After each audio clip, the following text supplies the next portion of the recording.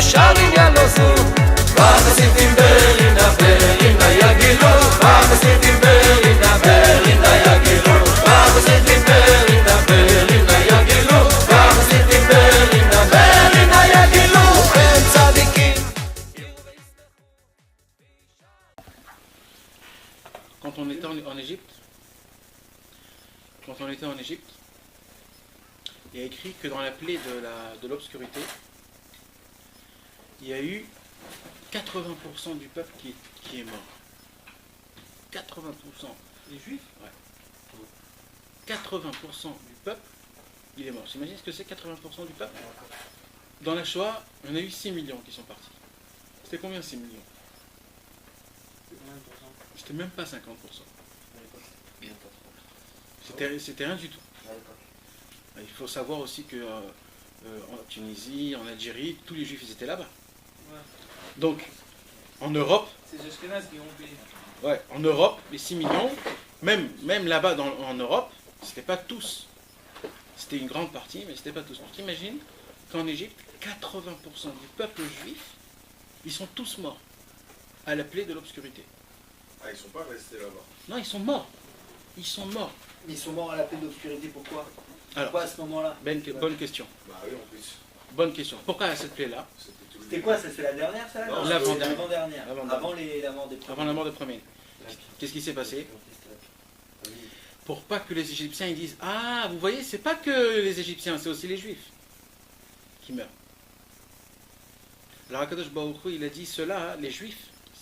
D'abord, il faut que je vous explique pourquoi ils sont morts. Ces 80% de Juifs là qui sont morts, c'était pour une seule raison. C'était quoi la seule raison? C'est qu'ils n'ont pas voulu recevoir Moshe Rabbeinu. Pourquoi ils n'ont pas voulu recevoir Moshe Rabbeinu? Il y a eu plusieurs catégories. Il y avait une catégorie qui se sont dit, en Égypte c'est super bien, on n'a pas de problème, on est nourri logé, c'est vrai qu'on travaille gratuitement, mais on est nourri logé, on a notre parnassa, on a notre truc, c'est bon, c'est bien, on s'est habitué, ça fait déjà 210 ans qu'on est là-bas, il n'y a pas de problème. Donc quand Moshe Rabbeinu il est venu, et eux ils avaient déjà des projets, tu t'imagines quelqu'un qui est 200 ans dans un pays, son père, son grand-père, son arrière-grand-père, ah oui, ils se sont fait leur truc, ils avaient leur soirée pour... ils avaient leur bar, leur jeu de cartes, chacun il avait son truc, c'était ça y est, ils se sont complètement incrustés. D'accord? T'imagines maintenant, Moshe Rabbeinu il vient, il dit bon, c'est bon, le temps est arrivé, il faut sortir. Ils ont dit mais attends, on est très bien, qu'est-ce que tu veux nous changer les plans? Et qu'est-ce que tu veux? Qu'est-ce que tu nous dis? Qu'est-ce que tu nous proposes, Moshe Rabbeinu? Eh bien, je vous propose d'y aller dans le désert, marcher à pied jusqu'en Israël. Il dit bah écoute, nous on reste là, voilà, c'est très bien, on reste là. Maintenant, c'était pas ça leur problème, qu'ils voulaient rester ou qu'ils voulaient pas rester. Le problème, c'est qu'ils n'ont pas écouté Moshe Rabbeinu. C'est ça le problème. C'est qu'il y a un grand meneur, il y a un manig, il y a un grand tzaddik. C'est le sauveur, on va dire, c'est comme le Mashiach, parce que Moshe Rabbeinu, c'était comme le Mashiach. Et Moshe Rabbeinu, il vient. Bah oui, c'est lui qui nous a délivrés. Bah oui. Donc, qu'est-ce qui se passe? Moshe Rabbeinu, il vient, il nous prend, il nous dit, voilà, c'est bon, le moment est venu, et il y a des Juifs qui ne veulent pas. Pourquoi? Parce que c'est bon, ça ne me parle pas, c'est pas pour moi. Akadosh Baruch Hu, il n'a pas pu supporter ça. Alors, après tout ce qu'ils ont vu, le sang, le truc, ils ont tout vu, ils ont vu la grandeur de Moshe Rabbeinu, ils ont vu tout, ils ont vu comment les Égyptiens ils sont devenus rien du tout, et nous on est devenus les rois du monde. Mais maintenant il faut que tu saches, c'est exactement pareil, on l'a déjà dit ça plusieurs fois, c'est que quand il s'est passé qu'il y a eu les plaies, le monde en entier était au courant de ça. Le monde en entier a parlé à la faveur du peuple juif. Ils ont dit le peuple juif c'est quelque chose d'exceptionnel, c'est pas quelque chose que nous on connaît. Donc maintenant il vient, il y a 80% du peuple, 80%, il y a écrit dans la Torah, Vechamushim alou bnei Israël. C'est-à-dire quoi Vechamushim? C'est-à-dire 1/5 est monté. C'est-à-dire 20% du peuple est sorti d'Égypte. Combien de personnes c'était? 600 000 divisé par 2, ça fait 1,2 million. Rajoute encore 1,2 million. C'était à peu près 4 millions. 4 millions de juifs sont sortis d'Égypte. Et ces 4 millions-là, c'était que 20% du peuple. Du contenu du peuple. T'imagines? C'était quelque chose qu'on ne peut pas s'imaginer. Alors ils sont tous morts à 24 ans. Et pourquoi Kadosh Baruch Hu les a tués à la plaie? C'est pour pas que les Égyptiens voient qu'il y a des juifs qui meurent. Alors Kadosh Baruch Hu, il a dit je vais mettre le noir, ils vont tous mourir, les Égyptiens ne vont pas faire attention, comme ça tout reste tranquille. Ils voyaient pas leur corps après. Ouais, mais ça veut dire qu'ils se sont... Avec les plaies qui se sont passées, ils étaient préoccupés. Hein. Surtout juste après, il y a eu la plaie des premiers-nés. Il n'y avait plus rien. Donc là, c'est Paro lui-même qui est parti et qui est sorti. Mais maintenant, l'histoire, c'est qu'il faut se poser la question, c'est qu'on se dit, mais attends, rien que pour ça, on tue des... je comprends pas, 80% du peuple, tu le fais faire sortir. En vrai, c'est que les tzadikim qui sont sortis. C'est pas que les tzadikim, c'est Ceux qui même ont les gens écouté simples. Moshe Et Rabbeinu. les personnes qui ont écouté Moshe Rabbeinu, qui n'ont pas fait de philosophie, qui ne se sont pas posé de questions, qui se sont dit, c'est ça, c'est comme ça, on y va, c'est bon. C'est des gens qui étaient simples. À la majorité, je vais aller encore plus loin. Et là, avec tout ce qui s'est passé, on n'aurait pas pu croire que c'est un charlatan ou que c'est. Non, il n'y avait pas des choses comme ça. Il n'y a pas eu encore de charlatan chez les juifs. Pas charlatan, mais quelqu'un qui veut faire croire. Non. Il n'y a pas eu encore, j'adore. Et J'adore. Il n'y avait pas eu encore, c'est vrai. Ah, parce qu'après, on a vu plein de fois ça, des gens qui disaient moi. Non, je mais suis- même dans la Torah, il disait Il a jamais dit, hein. que les Il n'a sorciers. jamais dit. Non, hein. mais pas Chaz Shalom, pas lui ou un autre, je te Non. parle. Des gens qui se prétendaient. Non, mais il s'est jamais prétendu être un fils de Dieu ni Messie. C'est ses apôtres qui ont dit qu'il était. Arrête de parler comme Mais ça. c'est vrai. Mais c'est vrai. Non, mais c'est. Non, Putain, il est marrant. en plus, dans la Torah, il dit Il était à C'est l'école vrai. française, moi. les Égyptiens aussi, ils avaient des sorciers. Ils avaient des. Ouais, bah oui. Qui était très fort. Qui étaient très fort. Donc il y avait déjà des gens qui savaient utiliser les énergies de ce Mais moi j'avais entendu un cours où je sais plus c'était quel rab qui avait fait ce cours, mais il nous avait, à l'époque, Hachem il nous avait dit voler l'or, la richesse la plus importante. Et en vrai on n'était pas parti avec de l'or. Les Égyptiens ils avaient une vraie force dans la magie et on a pris beaucoup de leur magie, on est parti avec. Beaucoup de leur magie. C'est les Marocains, ça. ils ont- Non, c'est vrai. Et le shrour et le. Non, arrêtez, je vous jure, c'est vrai, on a pris beaucoup de la magie des Égyptiens. Vraiment. Déjà des Marocains à l'époque. C'est-à-dire leur magie, comment tu peux prendre de leur magie? On leur a volé leur magie quand on est parti d'Égypte. pour faire quoi? Donc, Hachem nous a dit voler ce que vous pouvez. Parmi ce qu'on a volé, Non, quand il a dit voler toute la richesse, prenez toute la richesse. la richesse des Pas Égyptiens, volé. c'était beaucoup de la magie. On a pris la magie. Ça, c'est un chiot. Ok, ça se peut, moi La je sais histoire pas. de Marocains, c'est aussi. Non. Non, mais c'est bon, ça se peut. Non, mais c'est Ok. possible, c'est très Pas de problème, pas de problème. Ah, il a la mémoire, il a la mémoire, Khaï. Bon, venez, on continue parce que. Qu'est-ce qui s'est passé donc? 80% du peuple est parti de ce monde. Avant qu'on continue dans l'histoire, qu'est-ce qu'on fait avec ces 80%? Nous, les juifs, on y croit qu'il y a la vie après la mort. Maintenant, ces 80% ils montent dans le ciel. Il y a un problème, il y a un bouchon énorme de 15 millions de personnes. 15 millions de personnes. Qu'est-ce qu'on fait avec 15 millions de personnes? Ces Neshamot-là, ils ont un problème, il faut s'occuper d'eux. Qu'est-ce qu'on fait? Entre guillemets, eux, ils sont pas encore sortis d'Égypte. C'est là maintenant encore. Attends, ils sont pas encore. Bah oui, ils sont pas encore sortis d'Égypte. Ceux qui sont sortis d'Égypte, c'est que Ah, les- ils sont morts en Égypte, ils sont ils sont restés pas là. encore sortis d'Égypte. Non, ça veut dire Ils sont encore dans la galoute, ils sont encore dans l'exil, ils sont encore dans l'Égypte, ils sont encore sous le paro et sous tout le monde. Alors, qu'est-ce qu'on fait avec eux? C'est pareil pour les gens qui sont décédés il y a quelques années, qui n'ont jamais cru en rien et jamais. Exactement, c'est exactement pareil. Maintenant, il faut que vous sachiez encore quelque chose d'autre. C'est quoi la génération d'Égypte? La génération d'Égypte, pourquoi on a été esclave pendant 200 ans, 210 ans? En vérité, vous savez, c'était qui? C'était 4 générations auparavant. La première génération, c'était à l'époque de Adam Arishon, avant le Maboul, quand ils ont commencé à faire des problèmes. Dora Flaga, ça s'appelle. C'est quand ils ont commencé à se mélanger avec les hommes, les animaux, les trucs, ils ont fait beaucoup de problèmes. Akadosh Baruch Hu, il a dit cela, je vais les ramener pour qu'ils deviennent meilleurs. Où il les a ramenés? À la tour de Babel. Ils ont fait encore pire. Akadosh Baruch Hu les a ramenés en réincarnation au temps d'Avraham Avinu. Ils ont fait encore plus pire. Akadosh Baruch Hu, il a dit 3 générations, ils n'arrêtent pas de faire pire et encore pire. Alors on va commencer à les faire souffrir. Et la souffrance va les faire réveiller. C'est ce qui s'est passé. C'est que toutes ces générations-là, ils sont revenus chez les Égyptiens, et pendant 210 ans, on les a fait faire souffrir. Comment on les a fait faire souffrir? Ils sont devenus, ils étaient esclaves. Et cet esclavage-là, qu'est-ce que ça a fait? Ça a fait que petit à petit, ils se sont posé des questions. Pourquoi on souffre? Qu'est-ce qui se passe? Quelque chose qui tombe par rond. Avant, le roi, c'était Yosef. D'un coup, c'est devenu Paro. On est devenus des esclaves. Avant, on était les rois. Ils ont commencé à poser des questions. Alors, qu'est-ce qui s'est passé? Moshe Rabbeinu est venu. 20%, comme j'ai dit, ils ont cru en lui. 80%, ils n'ont pas cru en lui. Encore une fois, on voit qu'Akadosh Baruch Hu, il essaye de ramener, mais Kaviachol, ça n'arrive pas. Ces 14 millions de personnes qui sont parties dans ce monde, comme j'ai dit, c'était des Neshamot en haut dans le ciel qui restent en problème.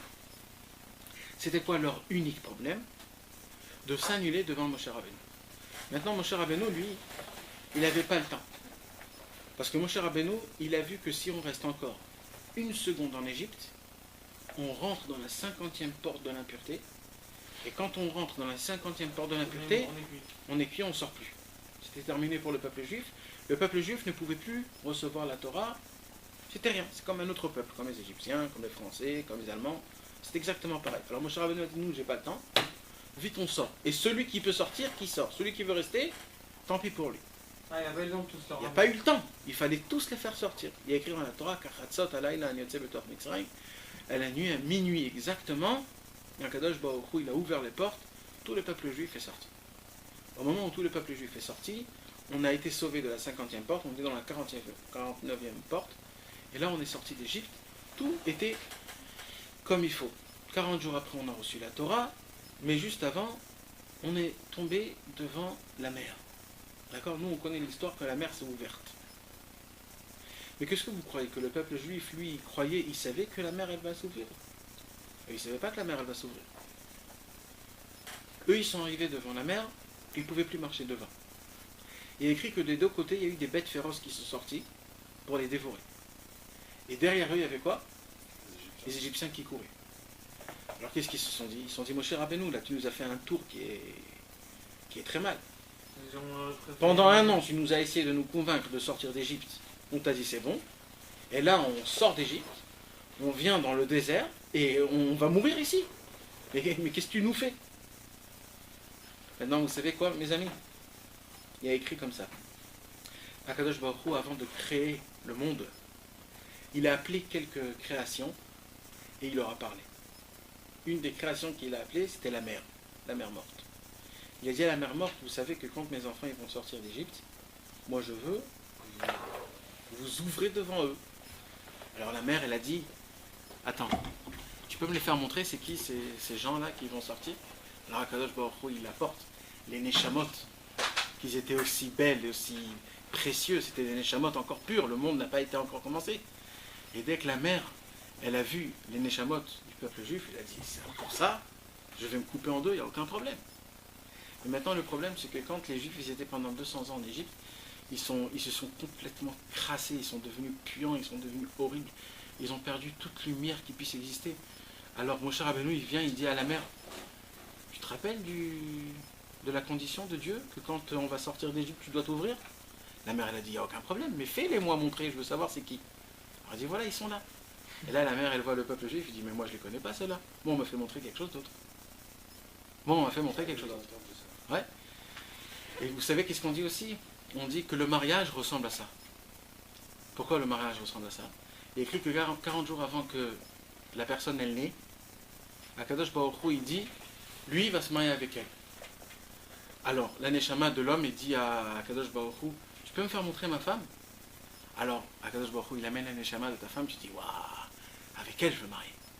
Mais quand on vient ici pendant 20 ans, on se déchire la tête et on voit notre femme, on dit mais c'est pas ça du tout, moi, mais c'est pas ça du tout qu'on m'a proposé, moi on m'a dit quelque chose d'autre. Et la femme elle dit pareil pour l'homme. C'est exactement pareil. Maintenant, qu'est-ce qui se passe quand un homme il se marie? Qu'est-ce qui se passe pourquoi la mer elle s'est ouverte? Parce que ça rappelait peut-être. Non, c'est pas rappelé, elle savait déjà. Qu'est-ce qui s'est passé que la mer elle s'est ouverte? Vous savez ce qu'il y a écrit dans le Midrash? Il y a écrit dans le Midrash qu'ils ont amené le tombeau de Yosef Hatzadik. Et quand la mère a vu le tombeau de Yosef Hatzadik, tout de suite elle s'est ouverte.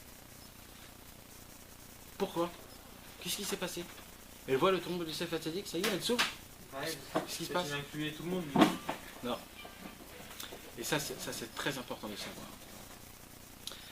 Avant Yosef Hatzadik, il y a sa maman, Rachel. Il faut d'abord parler de Rachel. C'était qui Rachel? Rachel, elle devait se marier avec Yaakov. D'accord?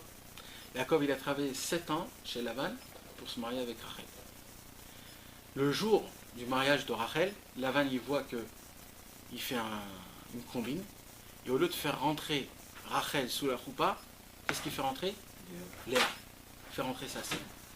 Maintenant, Yaakov, il savait qu'il allait se passer quelque chose comme ça. Alors, Yaakov, avant le mariage, il a dit à Rachel, écoute, on va se faire des signes. Ces signes-là, tu vas me les donner. Si c'est toi, tu me fais ces signes. Et comme ça, s'ils changent, je sais que c'est pas toi. Maintenant, Rachel, elle s'est dit, purée, ma soeur, elle va avoir honte. Elle va avoir honte. Tu t'imagines, il va se réveiller le lendemain, Yaakov, il va découvrir que dans son lit, il y a Léa, la pauvre. Alors moi, je vais me cacher sous le lit de Léa pendant toute la nuit. Et pendant toute la nuit, je vais lui découvrir c'est quoi les signes que Yaakov il m'a donnés. Et la pauvre Rachel, elle était sous le lit de Yaakov et de Léa, et en lui donnant soi-disant tous les signes que Yaakov lui a donnés. Vous imaginez qu'il y avait 2 frères et 2 sœurs. Ils ont dit que Yaakov va se marier avec Rachel et Esav se marie avec Léa. Si maintenant Léa elle se marie avec Yaakov, donc maintenant Rachel elle va prendre qui? Esav. Tu t'imagines que son propre... Vous connaissez-vous une femme qui est prête à dire bon c'est bon, prends-le mon mari? Connaissez-vous quelqu'un? Mais là on parle pas juste de... Donc c'est un ogre l'autre. C'est un pire de pire, c'est un rachat d'amour, et elle c'était une sadéquette énorme. Puis t'imagines que Esav lui, il s'est marié avec 2-3 femmes, il s'en foutait complètement, il allait à droite à gauche, il faisait ce qu'il voulait. Et Rachel elle s'est dit, ça y est, toute ma vie maintenant je vais me marier avec Esav. Et elle lui donne sans aucun problème, sans rien, sans lui dire rien. Elle lui dit pas, tu sais, rappelle-toi, hein, moi je t'ai fait une grande bonté, elle lui a pas dit ça. Elle s'est tue comme si c'était hyper normal. Et c'est pas ça le plus pire. Le plus pire, c'est que la majorité des Shvatim, c'est-à-dire des Reuven, Shimon, Lévi, Yehuda, toutes les tribus, c'est qui les a eues? C'est Léa. Normalement, c'était qui devait les avoir? Rachel. Rachel, combien elle a eu d'enfants? 2. Binyamin et Yosef. Et Binyamin, elle n'a jamais vu parce que quand elle a enfanté Binyamin, il est mort, elle est morte. Donc ça veut dire Rachel, le pire de tout, c'est que Rachel, elle n'a pas été enterrée avec Yaakov. C'est qui a été enterré avec Yaakov? Léa. Et Rachel, où elle a été enterrée, on l'a jetée à Bethléem. Toute seule. Ça veut dire Rachel, elle a eu une qualité exceptionnelle, et c'est de ça qu'on parle ce soir, c'est la qualité de savoir changer. Je vais faire une petite parenthèse. Vous savez, nous, chaque homme aujourd'hui, on se cataloguise. On se catalogue. On dit, il y a plein de gens qui se disent, moi je suis comme ça, je suis un genre comme ça, je suis nerveux, je suis joyeux, je suis comme ça. Quand il y a des trucs comme ça m'énerve, quand il y a des trucs comme ça, c'est bien. C'est-à-dire, on se cataloguise, ça veut dire. C'est-à-dire, on se croit qu'on est comme ça, on se croit qu'on est comme ça. Et, à cause de ça, on se crée une barrière, et cette barrière-là ne me laisse pas grandir. Est-ce que vous comprenez ce que je dis? Un homme, il a une force qui ne peut même pas s'imaginer c'est quoi sa force. On dit qu'un homme ressemble à un éléphant qui a peur d'une souris. Un éléphant, il est énorme, il pèse 5-6 tonnes. Et c'est quoi qui le rend fou? Met une souris juste à côté de lui, il commence à tout casser. Un homme, c'est exactement pareil. On lui met des souris juste à côté de lui, et lui, il s'éclate la tête. Le plus petit Nisayon, c'est-à-dire la plus petite épreuve de la Kadosh Baruch Hu t'envoie, tu crois que ton monde a été explosé, c'est terminé. Mais en vérité, tout ça, c'est rien du tout. Un homme, il a une force, une capacité à même pas s'imaginer. Et le problème, c'est comment je me crée des barrières, c'est en me disant, moi je suis comme ça, moi je suis comme ça. Quand je me dis ça, alors là j'ai une barrière, et là vraiment tu deviens qui tu deviens. Vous savez, Avraham Avinu, c'était un homme qui regardait dans les étoiles. Maintenant, c'est pas comme aujourd'hui l'horoscope. C'était de la vraie. Avraham Avinu, lui, quand il voyait quelque chose dans les étoiles, c'était vraiment comme ça. Avraham Avinu, il a vu dans les étoiles que lui, il ne peut pas avoir d'enfant. Ni lui, ni sa femme. Il a vu. Il a vu toutes les combines, il a tout essayé. Il a vu que partout, il ne peut pas avoir d'enfant. Maintenant, Akadosh Baruch Hu, qu'est-ce qui vient? Il lui dit, Avraham Avinu, sache que toute la descendance du peuple juif viendra de toi. Alors Avraham Avinu dit, attends, Akadosh Baruch Hu, il y a un problème. Toi, tu as créé un monde, d'accord? Tu as créé des règles. D'après tes règles à toi, je vois que dans les étoiles, je ne peux pas avoir d'enfants. Alors, qu'est-ce que tu me dis que je peux avoir des enfants? Qu'est-ce qu'il lui dit là, Akadosh Baruch Hu? Akadosh Baruch Hu lui dit, sors de ton mazal. C'est-à-dire quoi, sors de ton mazal? Il lui dit, tu sais, si tu vis par rapport aux règles, alors tu es en dessous les règles. Mais si tu crois en moi, que je suis le tout-puissant, le plus grand, Là, c'est une autre histoire. Là, il n'y a plus de règles. Il y a écrit qu'Akadosh Baruch Hu, il a dit sors dehors et vois les étoiles. Ça veut dire quoi sors dehors, vois les étoiles? Ça veut dire remonte-toi de tout ce qui tu crois qu'il y a des règles et des étoiles, etc. et que tout dépend de ça. Et c'est que comme ça qu'Abraham Avinu il a eu un enfant. Quand il a cru que le monde ne fonctionne pas par rapport à, soi-disant, des règles naturelles. Il y a une seule chose, c'est la providence divine, c'est Akadosh Baruch Hu. Par sa volonté, il fait ce qu'il a envie. Au moment où on arrive à croire à ça, on est au-dessus de toutes les règles. Et ça s'appelle quoi ça? Ça s'appelle de savoir l'inverse de limiter, comme on dit. Nos limites. Sans limite. Voilà, de savoir qu'il n'y a pas de limite, de savoir que ça n'existe pas, de dire je ne peux pas ou c'est pas possible. Donc on voit que Rachel, qu'est-ce qu'elle a fait? Elle a fait l'inverse de ce qui est normal. D'accord? Rachel a donné son mari à sa sœur. Il lui a donné tous les signes. Elle lui a donné la place à côté de quoi elle devait mourir. Elle a été près de tout s'enlever. Maintenant, Yosef Hatzadik, le fils de Rachel, il a fait exactement la même chose. Imaginez-vous Yosef Hatzadik, sa beauté à lui, on dit que c'était la plus grande beauté qui puisse exister au monde. Les femmes, quand elles le regardaient, le Midrash il raconte, et quand ils épluchaient les pommes de terre, ils se coupaient les mains, les doigts. Ils ne faisaient même pas attention qu'ils se coupaient les doigts tellement il était beau. Et comme ça raconte Yosef Hatzadik. Yosef Hatzadik, il a été tenté pendant 17 ans par une femme. Et pas une femme comme nous on croit, parce que c'était les Égyptiens, c'était des Noirs horribles. C'était la plus belle, la femme de Potiphar, elle venait des Philistins, c'était une femme très très très belle. Pendant 17 ans, il a été tenté par cette femme. Il n'a pas flanché. Et il n'a pas flanché. Ça s'appelle pas humain. Ça s'appelle pas humain. Donc il a fait quelque chose que ce n'est pas normal. Maintenant, vous n'allez pas me dire, ouais, c'était Yosef Hatzadik. Parce que c'était pas Yosef Hatzadik, il était en Égypte. Il a grandi avec les Égyptiens. Par le mérite de sa mère. Non, c'est lui-même qui s'est créé son mérite. Mais vous savez, nous on parle de cette grandeur-là. Mais c'est pas ça la vraie grandeur de Yosef Hatzadik. Vous savez, c'est quoi la vraie grandeur de Yosef Hatzadik? C'est que ses 10 frères, ils l'ont vendu pour 2 francs 50. Il y a écrit, vous savez combien? Il a aimé quand même. Non, il y a écrit qu'ils ont vendu Yosef Hatzadik par échange de lacets. Vous imaginez? Ils ont échangé Yosef Hatzadik par des lacets. Ils l'ont mis dans un trou avec des scorpions et des serpents pour qu'il puisse mourir. Et après ils l'ont vendu. Vous savez combien de fois ils l'ont vendu Yosef Hatzadik? Il a été vendu 7 fois. Un il a vendu à un autre il a vendu à un autre, jusqu'à qu'il est arrivé chez les Égyptiens. Quand il est arrivé chez les Égyptiens, le pauvre, pendant 17 ans, il a été tenté. Et non, malgré qu'il n'est pas tombé avec la femme de Potiphar, qu'est-ce qu'on dit tous? Qu'il est tombé. Alors tout de suite, on l'a mis en prison. Alors il se dit, attends, il y a un petit problème là. Depuis tout petit, on ne me supporte pas chez moi à la maison. On me vend chez les Philistins chez les Cananéens chez les Hittéens, jusqu'à que j'arrive chez les Égyptiens. J'arrive chez les Égyptiens, je suis tenté 17 ans. Après 17 ans que j'ai pas fait la faute, on me dit que j'ai fait la faute, je suis en prison. Mais attends, il y a un problème là. Qu'est-ce qu'il a fait pendant 17 ans? Pendant 17 ans, il était dans la maison de Potiphar. C'était le bras droit de... Ah, c'était à ce moment-là. Ouais. Alors on a mis 2 ans dans la prison. Mais Yosef Hatzadik, jamais, Il a désespéré. c'est pas qu'il a désespéré, jamais il a grogné de Dieu. Il s'est jamais posé de questions. Mais c'est pas ça le plus pire. C'est qu'il n'a pas laissé aucune haine envers ses sœurs, ses frères. Il n'a pas dit, purée, si mes frères n'aimeraient pas ce truc, il ne serait jamais à passer ça. Et le pire de tout ça, c'est que quand ses frères ils sont venus, Yosef Hatzadik, il a dit, vous savez qui je suis? Je suis Yosef. Et sachez que je n'ai rien contre vous, je vous adore. Et la preuve, c'est qu'à vous tous, je vais vous donner tous des villes en Égypte. Un, il a donné Goshen, il a donné... Les 12 tribus avaient... Ça parce qu'il disait tout que merci, c'est... Alors Rabbeinu, il dit, parce qu'il n'est pas tombé avec Potiphar, grâce à ça, il a pu...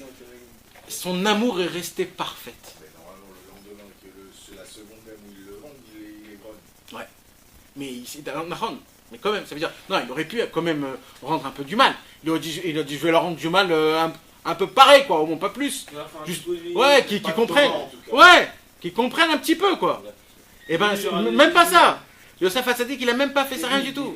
Et il a dit, venez tous, appelez Yaakov Avinu, venez tous ici en Égypte, je vais vous faire tous des rois. Il a écrit que jusqu'à le dernier frère qui est resté vivant, c'était les rois, les Juifs en Égypte. Tous grâce à Yosef. Qu'est-ce que c'est quoi? Ça veut dire c'est quoi tout ça? Ça veut dire que Yosef... Vous voulez dire quelque chose? Ouais, je voulais dire qu'il a aussi dit que ce qui s'était passé, c'était pas la faute de ses frères, c'est Dieu qui voulait pour qu'ils soient en Égypte et qu'ils soient comme ça. Donc c'est pas qu'il leur voulait mal, mais il pensait que c'était parce que Dieu voulait qu'ils deviennent cette position en Égypte. Ouais, mais il aurait pu quand même en vouloir à ses frères. Après tout, c'est ses frères qui l'ont vendu. C'est pas ce qu'il a dit, pour lui c'était... C'est ça la grandeur. C'est ça la grandeur. C'est qu'il n'a pas mis la chose sur ses frères, il a mis la chose sur Dieu. Oui, C'est une grandeur. Ah oui, mais c'est ça la grandeur. Mais imagine-toi un homme normal, on le vend, il est truc, il est fait, etc. Ça veut dire qu'il aurait pu mettre ça sur ses frères directement. Non, il a mis ça sur Akadosh Baruch Hu, il a dit que tout est pour le bien. Et même pas en mal, que tout c'est pour le bien. Et ça s'appelle quoi ça? Ça s'appelle qu'il a changé sa nature. C'est pas humain. C'est quelque chose qui n'est pas humain. Alors maintenant, on va revenir à la mère morte. Quand la mère morte a vu le tombeau de Yosef, alors la mère morte, elle s'est ouverte. Pourquoi la mère morte, elle s'est ouverte? La mère morte, elle a dit, là, on m'apporte, on fait une combine, là, je ne sais plus quoi dire. La mère, elle a dit, on m'apporte Yosef. C'est qui Yosef? C'est l'homme qui s'est changé du normal à pas normal. Alors elle dit, si c'est ça, moi aussi, je dois me changer du normal au pas normal. Mon normal à moi, c'est d'être cool, de couler. Mais maintenant qu'on m'apporte Yosef Hatzadik, il a complètement changé. Moi aussi, je dois me changer en 12. Je dois m'ouvrir en 12, comme il l'a fait Yosef. Yosef, il a fait quelque chose qui n'est pas humain, qui n'est pas normal. C'est vrai que Moshe Rabbeinu, il savait, il a pris les ossements de Yosef Hatzadik. Bien sûr, s'il n'aurait pas pris les ossements de Yosef Hatzadik, la mère ne pourrait pas ouvrir. Parce que la mère, elle aurait vu le peuple juif comment il est, elle a dit jamais j'ouvre. Mais quand elle a vu Yosef, elle a dit Yosef, lui, il s'est conduit comme un vrai juif. C'est quoi un vrai juif? C'est un homme qui n'a pas de règles, c'est-à-dire c'est un homme qui, la nature pour lui, ça n'existe pas. Un homme comme ça, donc même pour moi, la nature n'existe pas. Alors je vais faire le contre-nature, je vais m'ouvrir complètement. Mais avant ça, il s'est passé encore quelque chose d'autre. Avant ça, quand Moshe Rabbeinu il est venu devant la mer, et il a dit à la mer, tu te rappelles, il y a eu une condition entre toi et Dieu que tu dois t'ouvrir. La mère, elle a dit, ok, fais-les-moi montrer. Et quand elle les a vus, elle a dit, bah c'est pas pour eux que je vais m'ouvrir. Alors Moshe Rabbeinu, il a dit, aucun problème, je vais monter dans le ciel. Moshe Rabbeinu, il monte dans le ciel. Il dit à Kadosh Baruch Hu, il y a un problème avec la mer. Alors il a dit, oui, c'est quoi le problème? Il dit, ben, elle voit les enfants de tes enfants, elle ne veut pas s'ouvrir. Alors Akadosh Baruch Hu, il a dit, d'accord, je vais appeler mes anges. Il appelle les anges, il dit, qu'est-ce que vous en pensez? Les anges, ils ont dit, on ne voit aucune différence entre les Égyptiens et les Juifs. Les deux, c'est des Ovdei Avodah Zara. Même ceux qui sont sortis. Ouais. Parce que c'est vrai que c'est des Ovdei Avodah Zara. Alors Akadosh Baruch Hu, il a dit, je ne sais pas quoi dire. Alors Moshe Rabbeinu, il s'est trouvé là, dans un pétrin énorme. Pourquoi? Parce qu'il se dit, en haut, ils ne sont pas avec moi. En bas, ils ne sont pas avec moi. Là, je suis tout seul. Et le pire de tout, c'est que c'est moi qui les a fait faire sortir. Donc maintenant, je ne sais plus quoi faire. Moshe Rabbeinu a dit, si c'est ça, on arrive dans un degré qui est exceptionnel. C'est quoi le degré?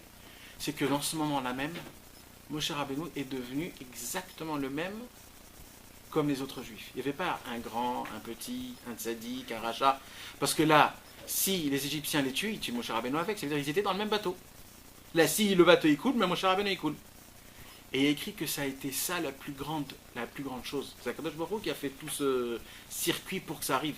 C'est que Moshe Rabbeinu est devenu, il avait exactement les mêmes plus et les minus, exactement comme le peuple juif. Il n'y avait pas ici un grand... C'était pas comme quand ils ont fait le veau d'or. Akadosh Baruch Hu il a dit, laisse-les eux, et moi je te prends, et de toi je vais faire un peuple. Là, Dieu lui a pas dit ça. Là, Dieu lui a dit, je te laisse tout seul, vas-y, occupe-toi tout seul. Donc Moshe Rabbeinu, quand il a vu ça, pendant une nuit en entière, il a appelé tout le peuple juif. Il a écrit Iti Atzvu, il a écrit. C'est-à-dire quoi Iti Atzvu? Mais en attendant, il y a ils sont là, Qui? les bêtes féroces. Et... Ouais, ils sont juste à côté. Des deux côtés, les bêtes féroces, et derrière, il y avait les Égyptiens. Donc là, il y avait un problème. Les peuples juifs, ils se sont dit, on va commencer à faire une guerre. Écrit que Akadosh Baruch Hu leur a fait trouver 5 ustensiles de guerre. Un couteau, une épée, un truc, il y avait 5. Tout ça, c'est écrit dans la paracha de Hazia Moshe. À ce moment-là, là. Ouais, pendant cette nuit, au moment où truc, ils se sont préparés, ils se sont dit, c'est bon, on va se retourner, on va commencer à rentrer en guerre. Mais Moshe Rabbeinu, il a vu que, parce qu'il y a écrit que les Égyptiens, ils ont sorti 600 chevaux. C'était la race la plus élevée qui puisse exister. Ces chevaux-là, ils les ont mis dans des niklates, dans des endroits en dessous de la terre pour pas que toutes les plaies attrapent ces chevaux-là. Et ils ont réussi. C'était les chevaux les plus forts et les plus durs et les guerriers les plus forts. Et dès qu'il y a eu ça, ils ont dit là maintenant on va sortir notre arme. Et ces 600 chevaux-là, avec ces chevaux-là, ils ont couru jusqu'à... Et quand le peuple juif fit ça, ils ont vu ces chevaux, ils ont vu ça, ils ont dit ça y est, c'est terminé, il n'y a plus rien, il ne reste plus rien. Et Moshe Rabbeinu, il a fait le calcul, il a vraiment vu que là, on est vraiment dans un pétrin. Même si on rentre en guerre, on est foutu. Akadosh Baruch Hu, il n'est pas avec nous, la mer ne veut pas entendre de nous, donc on a vraiment un grand problème. Alors Moshe Rabbeinu a dit, dans un cas pareil, il y a un seul truc qui peut m'aider. Un seul. C'est quoi? La Emouna. La foi en Dieu. Encore une fois, ça n'existe pas que tu me dis c'est impossible. Ça n'existe pas que tu me dis c'est foutu. Moi je crois à l'impossible. Alors qu'est-ce qu'il a fait Moshe Rabbeinu au lieu de leur apprendre à faire la guerre? Il a dit maintenant on va faire un cours de Emouna toute la nuit. Et Moshe Rabbeinu a commencé à parler de la Emouna, c'est-à-dire il leur a fait faire montrer c'est quoi la grandeur de Dieu, combien Dieu est infini, combien Dieu il nous aime, combien Dieu il nous tente pour voir jusqu'à où on va aller, combien, et que tout dépend à la croyance de Dieu, que plus tu y crois en Dieu, plus Akadosh Baruch Hu il a de l'influence vers toi. Moins tu crois en Dieu, moins il a de l'influence vers toi. Et Moshe Rabbeinu, il a fait un cours de Mouna tellement fort qu'il y a eu un qui s'est réveillé, qui s'appelait Nachshon ben Aminadav. Il a dit Moshe Rabbeinu, si c'est ça, qu'en fait, il n'y a rien. Alors il a dit, on va marcher dans l'eau. L'eau, elle va s'ouvrir en deux. Maintenant, le peuple juif ne savait pas ça. Vous savez ce qu'il y a écrit? Il y a écrit que c'est le peuple juif qui a ouvert la mer. Par leur émouna. Ils sont rentrés dans l'eau. Et Nachshon ben Aminadav, il a marché jusqu'à son nez, jusqu'à qu'il ne pouvait plus recevoir, parce qu'il avait la foi que la mer peut s'ouvrir. La mer, elle a dit, c'est ça que j'attendais. C'est ces juifs-là qu'on m'a proposé. C'est normal, après un jour de Moshe Rabbeinu, tu te jettes dans le feu maintenant. Ouais, bien sûr. Mais c'est ça, il fallait le faire ce cours. Et même Moshe Rabbeinu, il était tenté. C'est ça qu'il faut que tu saches. C'est que Moshe Rabbeinu lui-même, il était tenté. Il voit qu'il n'y a personne qui est avec lui. Donc il a fait un cours d'Emouna que Nachshon ben Aminadav a dit, moi je rentre dans la mer va s'ouvrir. Et la mer, elle a dit, ah, c'est ces juifs-là que j'attendais. C'est eux qu'on m'avait fait montrer avant la création du monde. C'est des juifs qui ne voient rien devant leurs yeux. Pour eux, il n'y a que Dieu dans le monde. Il n'y a pas, ouais, Dieu, il a fait des règles et nous, on doit vivre par rapport à ce monde et par rapport, il faut payer l'électricité, il y a un train de vie, etc. Ça n'existe pas pour un juif. Ça, c'était en Égypte, oui. En Égypte, il y avait un train de vie qu'il fallait vivre. Il fallait suivre. Mais à Kadosh Baruch Hu, la mer, elle a dit, si c'est comme ça, je vais m'ouvrir. Et c'est comme ça que la mer, elle s'ouvre. Maintenant, Rabbi Nachman de Breslev, il nous parle dans une Torah du Likutei Moharan, il dit comme ça. Il dit qu'il y a deux sortes de Torot. C'est-à-dire il y a deux sortes de façons de voir la Torah. Il y a une façon de voir, parce que vous savez que la Torah, elle est énorme, elle est infinie. Alors Rabbi Nachman, il pose une question, comment un homme il peut étudier toute la Torah et que ça puisse rentrer dans la tête sans que je l'oublie? Est-ce que c'est possible? On voit qu'il y a des grands tzadikim qui connaissent un paquet de Torah. Un paquet de Torah, vraiment. Des étagères et des étagères de livres, tout est dans leur tête. Comment c'est possible pour qu'un homme puisse étudier et ne pas oublier, dit Rabbi Nachman? Comment on fait qu'un homme puisse encastrer chez lui, dans son corps, dans sa tête, un maximum de connaissances de Torah? Alors il dit Rabbi Nachman, c'est très simple. Il y a deux sortes d'études de Torah, c'est-à-dire de la connaissance de la Torah. Il y a une sorte de la connaissance de la Torah qui est matérielle. Et il y a une sorte de connaissance de la Torah qui est spirituelle. Il dit Rabbi Nachman, quand un homme il étudie la Torah façon matérielle, un homme ne peut pas accumuler autant de connaissances dans sa tête. Parce qu'il y a trop. Où tu veux mettre tout? Il y a trop, tu peux pas. Maintenant, il dit Rabbi Nachman de Breslev, un homme qui étudie la Torah de façon spirituelle, la spiritualité ne prend pas de place. Je vais expliquer. D'abord, comprends la chose. Matériel, c'est quoi? C'est quoi qui fait les choses qui sont matérielles? C'est quoi qui rend quelque chose matériel? C'est deux choses. C'est la place, l'endroit et le temps. l'espace et le temps, c'est deux choses qui font que ça devient matériel. Au moment où tu enlèves l'espace et le temps, il n'y a plus de matérialité. Ça devient spirituel. Dans la spiritualité, il n'y a pas d'endroit et il n'y a pas de temps. Quand un homme il étudie la Torah de façon matérielle, c'est-à-dire espace et temps, il y a un temps pour étudier, il y a un temps pour dormir, ou alors il y a un endroit spécial où je peux étudier dans un Beth Midrash, je ne peux pas étudier chez moi. Un homme il se fait des règles comme ça. Un homme comme ça, quand il étudie la Torah, et bien sa Torah, aussi elle prend de la place dans sa tête. Et combien tu as de la place dans ta tête? Combien? Tu ne peux pas tout accumuler. Donc des fois tu vas étudier, après tu vas oublier. Maintenant il dit Rabbi Nachman, quand un homme il vit la Torah niveau spirituel, ça veut dire quoi spirituel? Qu'il n'y a pas de temps et il n'y a pas d'espace. Il n'y a pas de limite d'étude. C'est-à-dire qu'il n'y a pas un temps spécial pour étudier. Il n'y a pas un endroit spécial que c'est que là-bas que tu étudies. La Torah elle est tout temps, tout endroit. C'est-à-dire, tu peux ouvrir chez toi à la maison, tu peux l'ouvrir dans ton lit, tu peux l'ouvrir dans ton travail, c'est tout le temps. Et il n'y a pas un temps spécial que tu dis là j'étudie, là je travaille. Non, je peux l'apporter là dans mon travail, quand je dors, quand je mange, tout le temps. Quand un homme il étudie d'une façon comme ça, sa Torah devient spirituelle, c'est-à-dire qu'elle n'a pas d'endroit, donc il peut accumuler dans sa tête un maximum de connaissances. Il dit Rabbi Nachman, c'est quoi en vérité la matérialité et la spiritualité? La matérialité, c'est de croire que la Torah, elle était il y a 3300 ans, et qu'il y a 3300 ans, on est sorti d'Égypte. Mais aujourd'hui, on est en Eretz Israël. Aujourd'hui, le monde, il a complètement changé. La Torah, c'était une histoire. Ça s'est passé il y a longtemps. Ça, c'est un homme qui étudie la Torah matériellement. Il croit que les choses se sont passées, et ça s'arrête là. Un homme qui est spirituel, qui étudie la Torah spirituelle, il croit une chose qui est très forte. C'est quoi? C'est que tout ce qui est écrit dans la Torah, tout s'accomplit dans toute la vie d'un homme. Un homme, toute sa vie, il vit toute la Bible. Toute la Bible. Depuis Adam et Ève, jusqu'à la fin. Il vit la sortie d'Égypte, il vit le déluge, il vit Abraham, Yitzhak et Jacob, il vit Esav, il vit Lavan, il vit tout. La sortie d'Égypte, tout.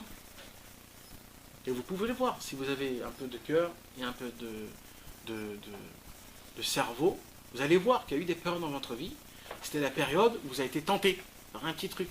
Cette tentation, vous avez changé toute votre vie. Damarichon, il a été tenté par l'arbre de la connaissance, ça a changé toute la vie de l'homme. Après, il y a eu un moment où c'était la galère, c'était la misère totale. Et un moment où vous êtes sorti de cette galère, c'était la sortie d'Égypte. Quand un homme y croit vraiment que tout ce qui est écrit dans la Torah, c'est quelque chose de présent, c'est quelque chose de maintenant, c'est pas passé, c'est pas un livre d'histoire, c'est pas un livre de contes. Quand un homme y vit, il étudie la Torah de cette façon-là, alors la Torah, elle vit en lui. Maintenant qu'on raconte l'histoire de la sortie d'Égypte, comment on peut la vivre au présent? Parce que c'est comme ça qu'il faut vivre. La Torah ne nous a pas écrit des choses comme ça. Pourquoi chaque Shabbat, on lit une paracha? Et chaque année, on relit les parachas. Et encore, et encore. Et vas-y, l'histoire. Bereshit, Avraham, Yitzhak, Yaakov, Moshe, Yosef. Chaque année, on répète, et on répète, et on répète encore et encore. Vous savez pourquoi c'est? Akadosh Baruch Hu dit, voilà, je vous répète. Essayez de rentrer un peu dans la Bible. Essayez un peu de regarder où vous êtes dans la Bible. Aujourd'hui, où vous êtes? Vous êtes dans Abraham, dans Yitzhak, dans Jacob, en Égypte. On est sorti d'Égypte. On est en pleine sortie là. C'est ça qu'Akadosh Baruch Hu il veut. Akadosh Baruch Hu, il veut qu'on se réveille, qu'on dit de qui tu fais qui? Tu fais partie de qui? De Esav ou de Jacob? Qui tu es là maintenant? Tu fais partie de Lavan ou de Jacob? Tu fais partie de Noach ou de ses enfants? Tu fais partie de qui? De Abraham ou alors de Nimrod? Tu fais partie de Paro ou de Moshe Rabbeinu? Est-ce que tu as fait le veau d'or ou tu fais partie des gens qui sont restés avec Moshe Rabbeinu? Et là la question se pose et je reviens au début de notre cours. Qu'est-ce qu'on fait avec les 14 millions qui ne sont même pas encore sortis d'Égypte? Vous savez ce qu'il dit le Harizal? Je l'ai déjà dit mais je le répète.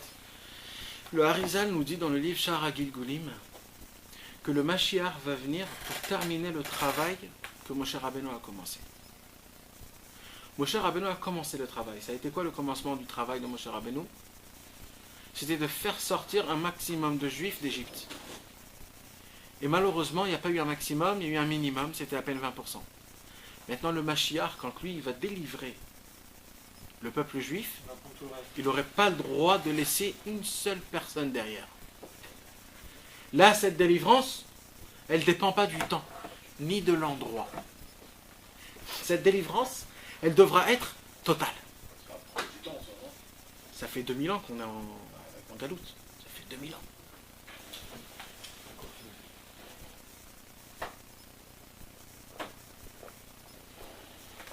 Le travail du Mashiach, ça va être que cette fois-ci, on laisse personne derrière. Alors Loarizal il dit, vous savez qui on est, nous? Parce que dans le ciel, tous les juifs, toutes les Neshamot, ils ont déjà été réparés. Il reste que ces 14 millions qui ne se sont pas sortis encore d'Égypte. Et c'est nous alors. Et on est tous revenus dans ces générations-là maintenant. Nous, on fait partie des 80% qui ne sont pas sortis d'Égypte. Et notre seul tikkun, notre seule réparation pour qu'on puisse, que Mashiach puisse venir, c'est de s'annuler à Moshe Rabbeinu. Au moment où on s'annule à Moshe Rabbeinu, la Géoula tout de suite elle vient. On sort tout de suite d'Égypte. Au moment où on est prêt à s'annuler, à recevoir, à être humble et de dire oui Moshe Rabbeinu, t'as raison, à ce moment-là même, on sort d'Égypte. Maintenant c'est qui Moshe Rabbeinu? Le pilier du monde. C'est le tzaddik le plus grand du monde. Le tzaddik qui sort de là. Il y a aussi un autre Moshe Rabbeinu qui est dans cette génération-là. Toi, tu voulais dire qui c'est aujourd'hui, c'est-à-dire qui c'est qui nous... Qui représente Moshe Rabbeinu. Les Shamas. C'est pas un Neshama, c'est qui représente Moshe Rabbeinu? C'est le tzaddik le plus grand au monde. C'est un tzaddik le plus grand au monde, le tzaddik qui est sort de l'âme, qui revient dans ce monde-ci. C'est le Moshe Rabbeinu des générations finales, Le temps moderne. du temps moderne, 2014, qui doit venir dans ce monde-ci, qui doit diffuser ce qu'il doit diffuser. Qu'est-ce qu'il a diffusé, Moshe Rabbeinu, quand il est venu en Égypte? Qu'est-ce qu'il a diffusé? En Égypte. Ouais. Nima. La Emouna. On doit trouver un tzaddik qui nous renforce notre Emouna. C'est quoi la Emouna? C'est pas juste de dire ouais, moi je crois en Dieu, hein. Dieu il est gentil, il est bien. C'est pas ça la Emouna. La Emouna, c'est de vivre Dieu. De vivre Dieu. De sentir Dieu. De regarder Dieu. D'entendre Dieu. De goûter Dieu. De toucher Dieu. De voir Dieu tout le temps et partout. Ça s'appelle la Emouna. Quelqu'un qui te fait vibrer. Malheureusement, aujourd'hui, c'est quoi qui nous fait vibrer? C'est les ta'avot. C'est les plaisirs. C'est les désirs. C'est les femmes. C'est les honneurs. C'est les grandeurs. C'est l'argent. C'est les voitures. C'est les palais. C'est les films. C'est les idées qu'on se met dans la tête. C'est ça qui nous fait vibrer. Si j'aurais ça, purée, est-ce que je vais être super? Les Ferrari, les trucs, c'est ça qui nous fait vibrer. Nous, ce qui doit nous faire vibrer, c'est Akadosh Baruch Hu. Quand on sent que le Shabbat va venir, c'est ça qui doit nous faire vibrer. Quand on sent que Pessah il va venir, quand on va juste savoir qu'on va manger des matzot, c'est ça qui doit nous faire vibrer. Un vrai juif, ce qui doit lui faire vibrer, c'est quoi? C'est la Torah et les mitzvot. Le fait est que je sais que tous les jours, je me consacrer 1 heure pour parler avec Hachem, et toute ma journée, je vis rien que pour arriver à cette heure-ci-là. Quand je vais parler avec Dieu. C'est ça qui me fait faire vibrer. Un homme, il doit savoir que quand je me trempe dans un mikvé, par exemple, ma neshama se lave et elle devient propre, comme si qu'elle était bébé. Quand je me rappelle de ça, ça doit me faire vibrer.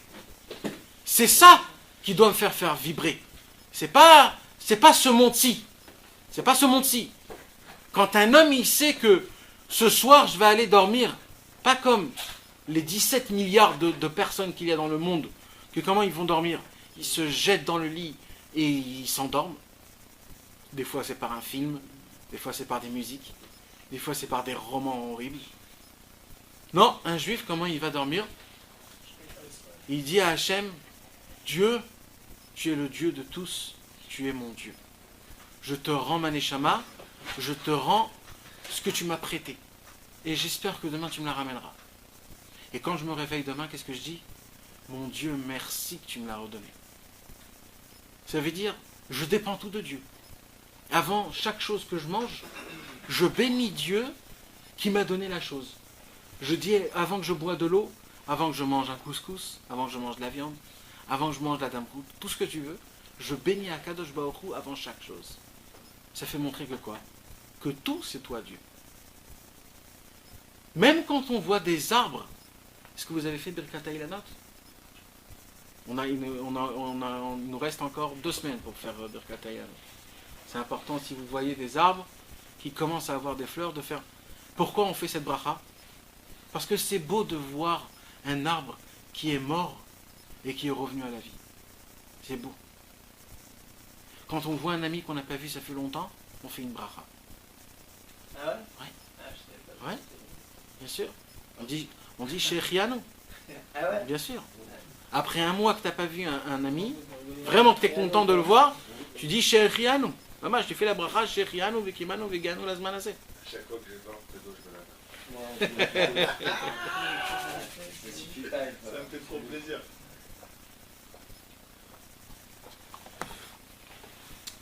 Akadosh Baruch Hu nous a créé un train de vie qu'on dépend que de lui. Malheureusement, il y a la possibilité de la faire hyper vague. On fait tout, mais on s'en fout de tout. Alors, chacun habite Varo. On mange, comme si de rien n'était. Bon, mais Nathan, il y a aussi de ne pas le faire du tout. T'as raison, mais moi je dis comme ça, si déjà tu le fais, vas-y, mets le paquet. Ouais, mais fais-le bien. Tu sais, un jour, j'ai fait dans le chronomètre, j'ai fait 2 brachot. J'ai fait une bracha hyper vite, et j'ai fait une bracha mot à mot. Dans les secondes. Tu sais c'est quoi la différence? 2 secondes. Tu t'imagines que pour 2 secondes, on se... Alors, si déjà tu fais les choses, mets un peu de ton cœur. Mais tu sais c'est quoi le problème? Le problème c'est qu'on n'a plus le temps, c'est la fin là. Là on n'est pas... On est à la fin.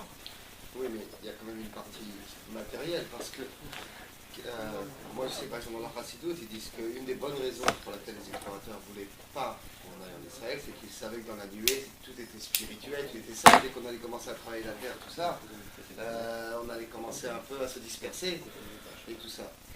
Et c'est la raison pour laquelle on a fait 40 ans dans le désert. Dans la Torah, la seule raison qui est marquée que vous serez exilés, c'est la terre vous vomira. Il y a aussi ce rapport à la terre. C'est pas seulement prier, il faut s'occuper de la terre aussi. Ça c'était avant. Ça c'était avant. C'est ça que je t'ai dit tout au début de notre conversation. Dans la Torah, dans la normalité, il n'y a pas écrit ce que j'ai dit là ce soir. Si tu ouvres la Torah, tout simplement. Si tu ouvres le Moussar, si tu ouvres tous les livres d'avant, tu verras qu'ils ne parlent pas de ce que moi j'ai dit là aujourd'hui. Pourquoi? Parce que la Torah te parle du cas normal d'un homme juif.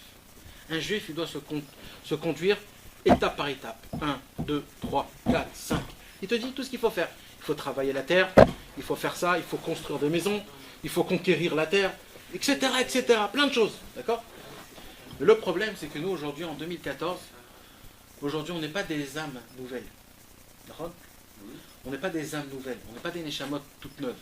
On est venu en réincarnation encore et encore et encore et encore. Donc aujourd'hui, on est la poubelle de la poubelle. Parce que les grands sadikim, C'est ce qu'il a dit David. Et David, il a dit tu es le Dieu qui prend Ouais, de ouais. la mer de chez Ouais, mais moi je parle pas de ça. Moi je parle du fêté. Moi je parle du fêté que nous aujourd'hui, comme on est à la fin de toutes les générations, Akadosh Baruch Hu il dit les retardataires, Oui. c'est vous. Mais les grands tzadikim, ils ont reçu leur tikkun en haut. Ça y est, c'est terminé. Eux, ils n'ont plus rien à faire ici. Les tzadikim, ils sont terminés. Ils ont fait tout ce que Dieu leur a demandé. Ils ont fait tout ce que Dieu leur a dit. Le but que Dieu leur a donné, c'est terminé pour eux. Ils sont venus une seule fois ici, ils ont tout réparé. Le maximum, ils ont dit à Hachem, fais-nous redescendre une deuxième fois. Il y a plein de juifs qui ont besoin de moi. Alors Dieu a dit, vas-y, redescends encore une fois. Mais nous, aujourd'hui, toi, moi, nous tous, là, on est des gens qu'on est venus des centaines de fois dans ce monde en réincarnation. Et plus on est revenu, plus on a fait encore plus de graves bêtises. Il y a encore de graves bêtises. Ça se peut qu'on était aussi bien, mais on a fait encore de bêtises. Donc tu t'imagines, imagine-toi ton père, il te dit, mon fils, je t'ai ouvert un compte bancaire. Et je t'ai fait rentrer dedans $100 000. Toi, tu es parti au casino, tu as tout flambé. D'accord? Ton père, il te dit, j'ai vu que t'as tout flambé, je te mets encore un peu plus. Il t'a mis et t'as tout flambé. Et maintenant t'as fait encore pire. T'es rentré en minus. Ton père il a dit, écoute, t'es rentré en minus, je t'enlève ton minus, mais je te donne pas plus d'argent. Toi t'as dit, c'est super, hein, mon père il arrête pas de... Alors t'es reparti au casino et t'as fait un plus grand minus. Tu t'es dit, mon père il va me le faire. Mais là ton père il a dit, je vois que t'apprends pas, je te donne plus rien. Et là t'es dans un pétrin. Alors qu'est-ce que tu t'es dit? Au lieu de te dire, j'arrête, tu dis, si je suis déjà dans le pétrin, alors vas-y, on y va à fond. Il y a encore un, comment on dit, la banque te donne encore crédit, vas-y, j'y vais. Et maintenant tu t'es mis en crédit, en découvert, et en découvert. Donc ce que je veux te dire, c'est que quand on est né, d'accord, quand on est né dans cette génération, on n'est pas né au statut 0, on est né en minus. T'imagines? Et c'est ça que je parle. C'est que il faut d'abord enlever ce minus pour arriver au 0, et là on commence à voir ce qui se passe. Mais tu ne peux pas parler comme si tu n'as pas de minus. Tu commences à me parler dans des choses que c'est plus. D'abord arrange tes minus. Non, c'est pas ça, c'est que dans le judaïsme, il y a la kéounia. La kéounia, c'est quoi? C'est les fêtes. Il y a une partie spirituelle, il y a aussi une partie matérielle. C'est un peuple qui doit s'occuper de tout. Alors c'est vrai que celui qui fait le matériel, il doit aussi faire les brachot sur quand il voit quelque chose, il doit faire ci, il doit faire ça. Mais on n'est pas tous, depuis un temps, depuis moi c'est sur le chemin. Il y en a un qui travaille la terre et l'autre qui C'est fait intéressant. C'est ce qui se passe aujourd'hui. Il y a les yeshivot et il y a l'armée. C'est deux trucs en même temps. Le peuple juif a besoin de tout, de ces deux dimensions ensemble. Il y a des gens qui viennent ici qui sont plus attachés à la terre, d'autres qui viennent ici qui sont plus attachés au ciel. On est un peuple, on n'est pas tous les mêmes.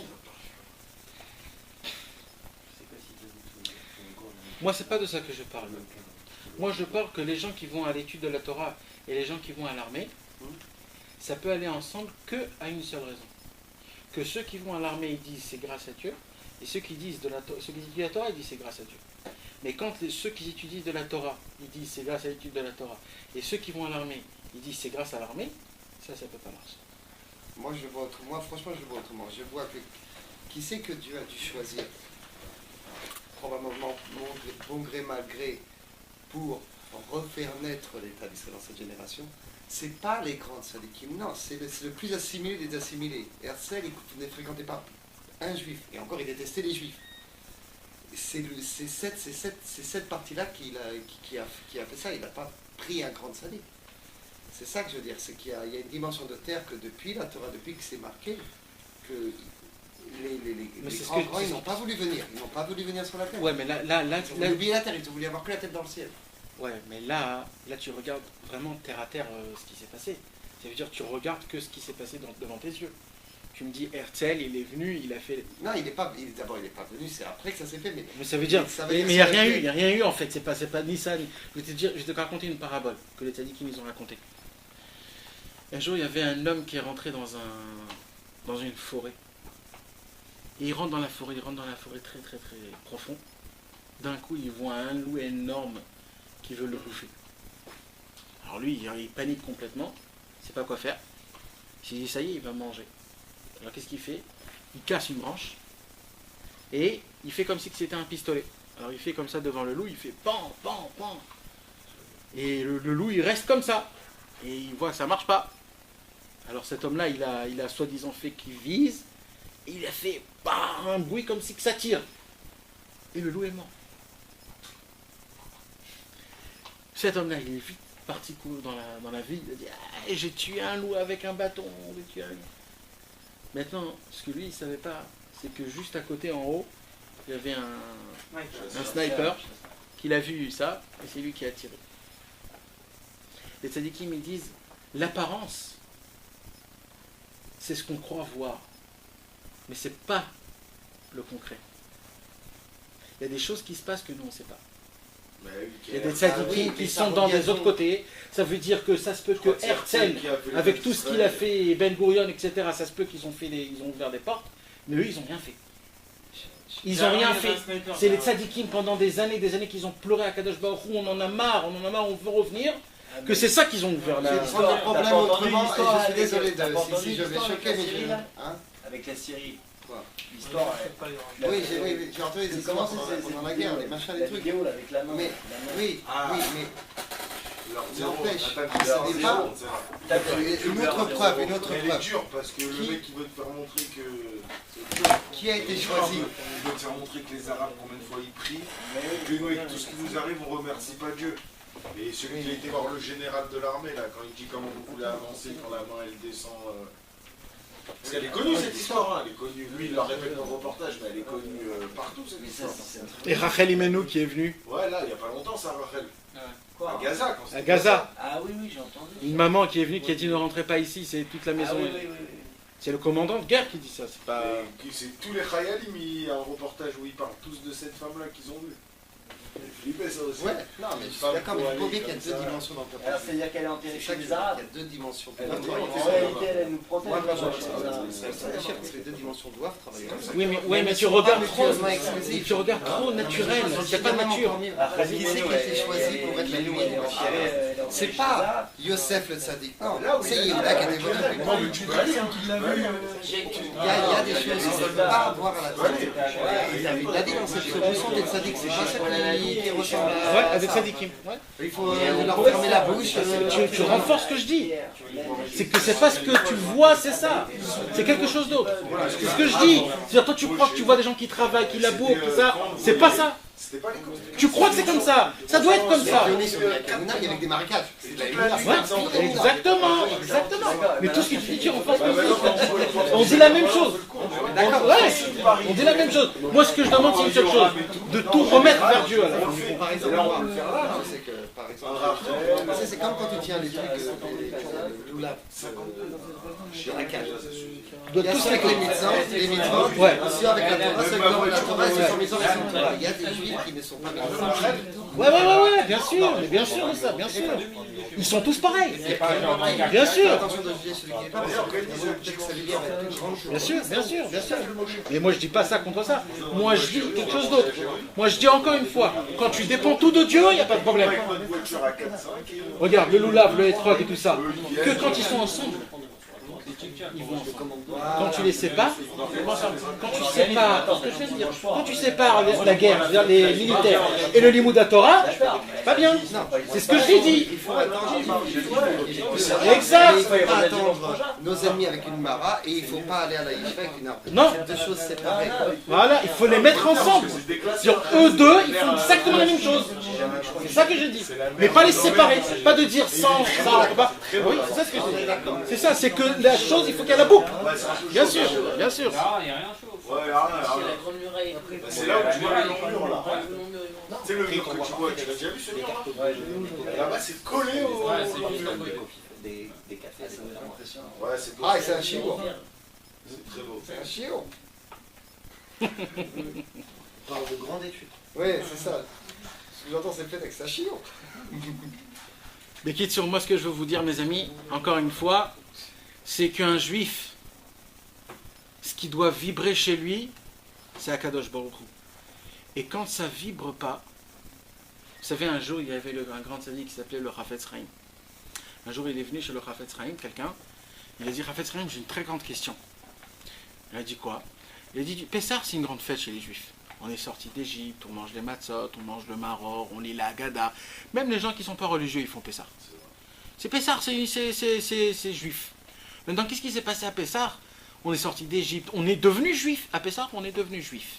Mamash, on est devenu juif. Dieu, il nous a préférés plus qu'un autre. Il dit, mais moi, je ne sais pas pourquoi, quand ça arrive Pessah, ça me saoule. Voilà, j'en ai marre. Là, c'est long, la Haggadah. Les 4 vers, j'en peux plus. La matzah, ça me fait mal au ventre. J'en ai marre, voilà. Le maror, je veux pas. Un peu aujourd'hui on est comme ça. On est tous comme ça. On est tous comme ça. Et il a dit, dis-moi, Chafetz Chaim, comment ça se peut qu'on nous a sortis d'Égypte, on nous a fait autant de bonté, et moi, ça ne me parle pas. Alors le Chafetz Chaim, il a dit 2 choses. Ou alors tu ne comprends pas la grandeur de ce qui s'est passé, ou alors tu es un fou mental. C'est quoi un fou mental? C'est qu'il ne connaît pas exactement. Il ne sait pas les valeurs. Il ne sait pas valoriser les choses. Et le Chafetz Chaim a dit, moi, d'après ce que je crois, c'est que tu es fou. Les deux. C'est vrai, on manque de connaissances, mais on est fou. Parce que ça reste Shalom, on en parle comme une histoire, mais c'est dur de s'imaginer. Exactement, de vivre. exactement. Et même que c'est dur, on ne le fait pas. Et pourquoi on ne le fait pas? Parce qu'on est fou. Mais moi, par exemple, j'ai eu l'expérience où moi, quand j'ai commencé à faire ma Yeshiva, j'étais avec une juive, j'étais tout ça. J'ai discuté avec un copain à moi qui avait le même, dans le même massacre que moi, dans la même situation. Et quand j'ai fait mon raisonnement, j'ai beaucoup parlé avec lui. Et lui, il m'a dit, sur le raisonnement, tu as 100% raison. Et je sais pas comment toi, tu peux faire ça, comment tu as la force. Ça veut dire que, et c'est pas parce qu'on connaît la vérité qu'on va la suivre. On se trouve toujours une raison. Exact. Mais ça s'appelle comment? C'est lié de serre. Ça, c'est la volonté aussi. Non, ça s'appelle comment ça? Ah, de la folie, parce que tu sais. La folie, c'est pas le savoir. Le désespoir. Non, c'est de la folie. C'est de la Ah, folie. j'ai de la folie. C'est de la folie. Ah oui. Tu sais que tu vas brûler. Tu sais que tu vas brûler, tu brûles. Ouais, Razak, c'est vrai. Ça s'appelle de la folie. Ça s'appelle un fou. C'est ce qu'il a dit le Rav Etzraïm. Ça, c'est de la folie. Ouais, c'est aussi de la folie. T'es fainéant. Est-ce que tu dis un fainéant à quelqu'un qui se brûle? Ouais, ça veut dire que. Et il met sa main sur la platane, il dit je suis fainéant, je veux pas la. Non, tu me dis ça y est, c'est foutu, je vais me suicider. Ouais, C'est ça. c'est de la folie. Alors qu'il n'y a rien en fait. Non, alors que t'as une solution, mais il faut se taper quoi. Non, ça veut dire que c'est pas ça, c'est que après, tu vois les gens autour de toi. C'est de ça qu'on parle. Et mes amis, moi je vous dis ça parce que malheureusement, on fait partie de ce cas-là. C'est que malheureusement, on ne sait pas valoriser les choses. On est dans un monde, c'est sûr que vous avez entendu ça des centaines de fois. Il y a beaucoup de rabbinim, mais on en parle tout le temps. Ouais, ma chère, il est proche, ma chère, il est proche. C'est la fin, c'est la fin, c'est la fin. Et encore une fois, on a parlé de ça quand on a mangé tout à l'heure. Et tout le temps, quand Hitler il est venu, ils ont tous dit, c'est la fin, il faut tout de suite partir. Et personne n'a bougé. Personne n'a bougé. Même des rabbins qui étaient restés là, Ouais. restés calmes. Ouais. Les nazis ont Ouais. fait un deal avec eux. Ouais. Personne n'a bougé. Les gens en France aujourd'hui, ils sont dans un pétrin spécial. Personne n'a bougé. Personne bouge. Non, ils avaient fait beaucoup de ministres. ils étaient- Ouais. Un petit peu, mais c'est pas la rage que normalement ça doit faire. Non, mais attends, ils parlent quand il y a 600 personnes, 1000 personnes qui viennent, il y a combien? 500 000 juifs en France? L'année dernière, ils ont eu 95%. Et là, en 2 mois, ils sont à 312% de plus. Mais qui Ça bouge là. Oui, mais c'est des milliers. Non, mais est-ce que c'est vrai? Moi, j'y crois pas à ça. Combien de temps ça va faire? Mon copain, il a été à l'agence civile, ils lui ont dit on peut pas vous recevoir jusqu'au mois de juillet. C'est la guerre là en France, tous les gens ils viennent là. Alvaï. Mais là, après, c'est sûr que c'est pas 100 000 personnes d'un coup. Non, mais t'es d'accord quand on parle de quelques milliers qu'on en fait dans les journaux des grandes Non, mais pages, là, alors que là, Israël 500 aussi, 000. Je te jure que. Comme si c'est de la bracha de toute façon, que la chaîne il fait qu'il aide. Voilà. C'est certain qu'il y a la main de Dieu dans tout ça. C'est sûr et certain, ça. C'est vadaï. Mais C'est pourquoi vadaï. partir en Il y a des Israël gens parce qui que avaient t'as pas- peur? Pourquoi? Parce que c'est Mais une c'est- Il n'y anomalie. a que ça qui te fait réveiller. Mais c'est Non, 2014, mais c'est pourquoi- comme ça, les gens ils pensent comme ça. Alors même ça, il te le fait aujourd'hui qu'il n'y a pas, on serait Et il t'écrit ce qui va se passer, il te le montre petit à petit, les trucs avec la circoncision, machin truc, et toi tu dis, ça va s'arranger. Parce que t'as pas envie d'y croire. Parce que t'es dans un pays où c'est la installé, folie, parce c'est la que tu folie, gagnes de c'est- l'argent en Europe. Ah, parce que tu gagnes de l'argent en Parce que Europe. tu gagnes de l'argent en Europe. Oui. Mais c'est tout, c'est tout le principe de la Et tu rabbinite, te dis frère. pour ça, C'est je tout ne le vais pas principe aller de en l'esclavage, frère. Quand les L'esclave autres du ils sont- matériel, frère, c'est tout le Oui, mais principe quand, de base. quand les autres ils allaient en chameau là-bas, maintenant c'est un billet d'avion et en plus on te le paye. C'est tout le principe justement de l'esclavage, mon frère. T'es esclave de toi-même, t'es esclave du matériel. Mais tu peux pas dire que c'est de leur faute.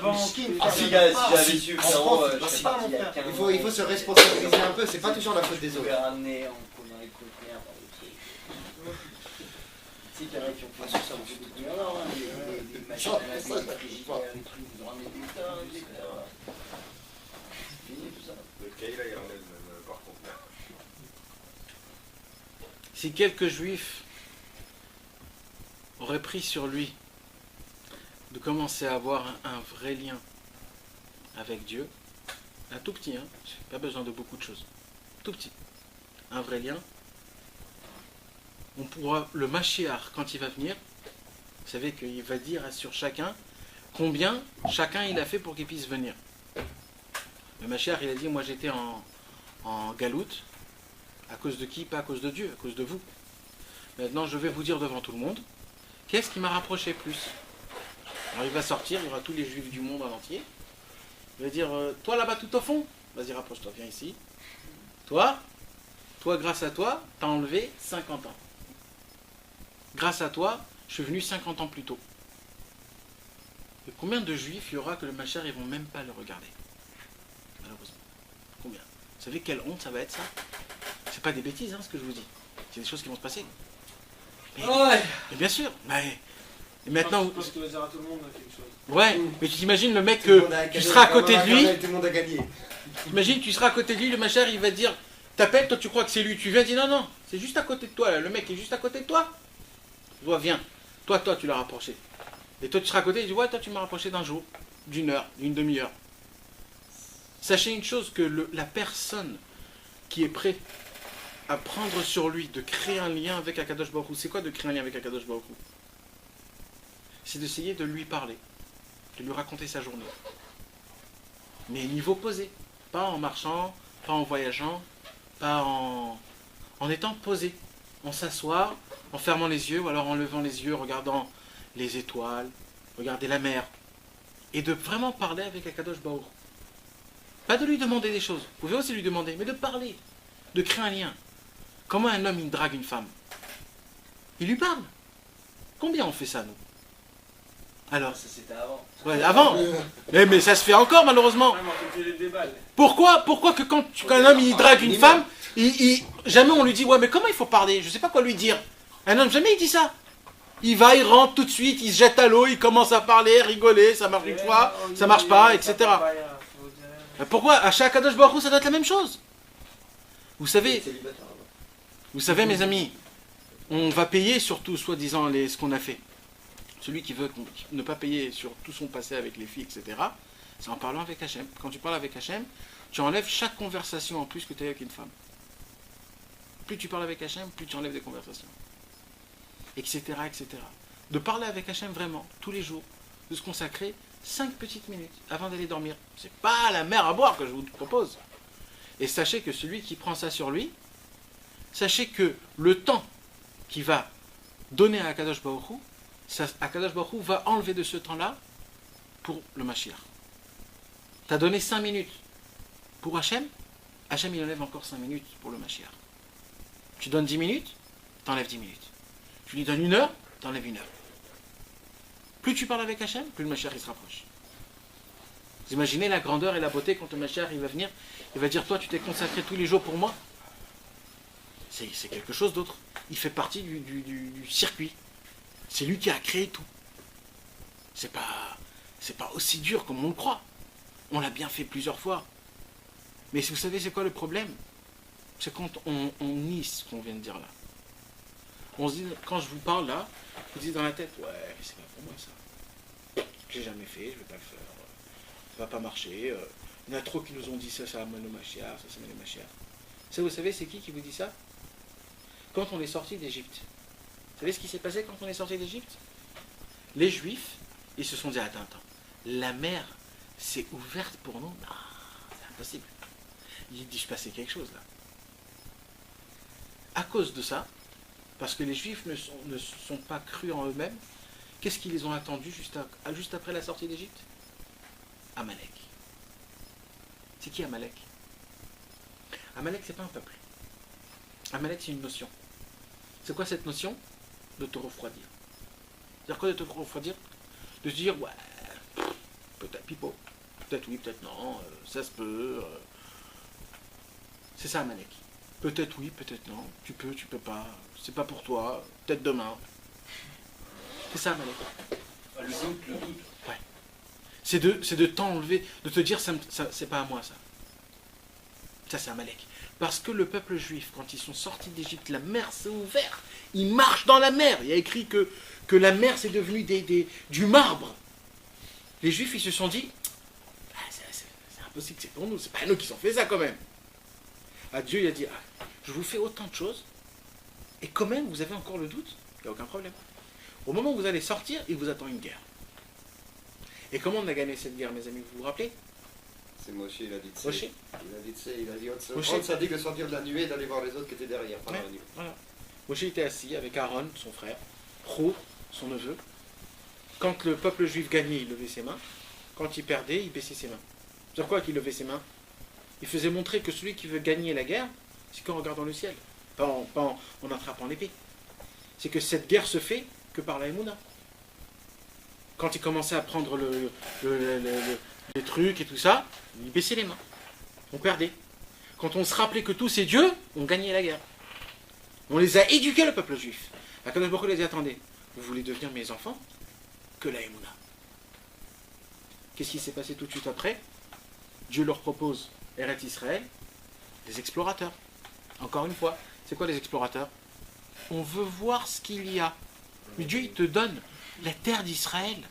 Rentre dans la Emouna. Eretz Israël, c'est la Emouna. Et vas-y. Tous ceux qui ont dit ça, ils sont tous morts dans le désert. 40 ans, on a tourné en rond. 40 ans, on a tourné en rond pour que tous meurent et que la génération d'après vienne. Et vous savez comment on a conquéri Eretz Israël, mes amis? Aujourd'hui, on l'a étudié. Comment on a conquéri Eretz Israël? Première rue, c'était en dansant, non? Exactement. On arrive à Jéricho. Jéricho, c'est l'endroit où la muraille elle était la plus épaisse qui puisse exister.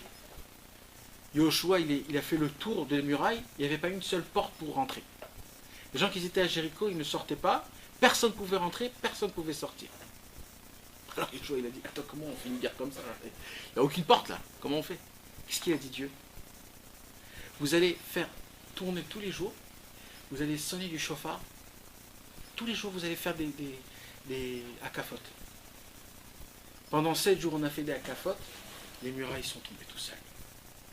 Comme ça, on a conquéri Israël. Par la Emouna.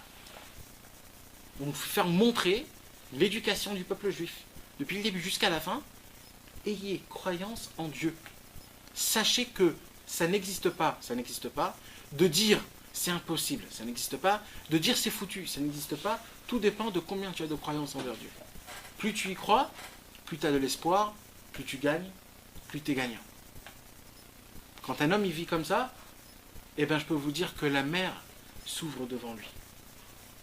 Sa mer, quand je dis la mer, c'est particulièrement, comme on a dit tout à l'heure, que toute la Bible se vit dans la vie d'un homme, après la Torah spirituelle. Et un homme comme ça, il pourra passer. Mais sinon, on fait partie des 80% qu'on est resté encore en Égypte. Vous savez qu'il y a des gens qui sont encore en Égypte aujourd'hui. Vous savez c'est qui les gens qui sont en Égypte? Les gens qui sont en Égypte, c'est des gens qui sont sous le circuit de la routine. Le matin, j'ai mon café, j'ai ma cigarette, j'ai mon travail, j'ai mon téléphone, j'ai mon internet. J'ai tout ce qu'il faut. Tous mes trucs, mon travail, mes trucs, mes jeux de cartes, mes trucs. Chaque chose, tout est bien comme il faut. Tout est. Je sais aujourd'hui j'ai ça, aujourd'hui j'ai mon truc, demain j'ai ça. C'est l'Égypte. La conversation en Égypte, c'était combien t'as fait aujourd'hui? J'ai pris 60 pierres. Ben moi j'ai pris 70. Pour eux, c'était un kiff. Leur esclavage, c'était devenu un kiff.